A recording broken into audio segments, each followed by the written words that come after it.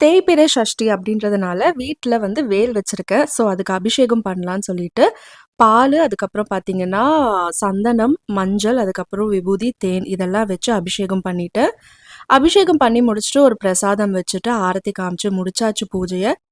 இட்லி மாவுக்காக ஊற வச்சிருந்தேன். பூஜைய முடிச்ச பிறகு அத அரைச்சு வச்சிரலான்னு சொல்லிட்டு கிரைண்டர்ல போட்டு எடுத்துட்டேன். ஈவ்னிங்கா பார்த்தீங்கன்னா, டிக்கெட் புக் பண்ணலான்னு பார்த்தா, மஞ்சுமெல் பாய்ஸ் அப்படின்ற ஒரு மூவிக்கு டிக்கெட்டே கிடைக்கல. லாஸ்ட் மினிட்ல தான் வந்து நைட் ஷோ டிக்கெட் வந்து ஓப்பன் பண்ணாங்க. ஸோ, அது கிடைச்சது. அதனால சீக்கிரமாவே டின்னர் செஞ்சு சாப்பிட்டுட்டு கிளம்பிட்டோம். ஸோ, தோசையும், தக்காளி தொக்கும் செஞ்சுட்டு, பக்கத்துல இருக்க அந்த கிராண்ட் ஸ்கொயர் மால்க்கு தான் வந்து படம் பார்க்க போயிருந்தோம். படம் வந்து நிஜமாலே சூப்பரா இருந்தது. நான் நினைச்சே பார்க்கவே இல்ல. கண்மணி அன்போடு காதலன் நான் எழுதும் கடிதமே. எக்ஸ்பெக்ட் பண்ணத விட படம் வந்து சூப்பரா இருந்தது. கண்டிப்பா இந்த மூவிய வந்து தியேட்டர் எக்ஸ்பீரியன்ஸ் பண்ணா தான் நல்லாருக்கும். கண்டிப்பா போய் பாருங்க.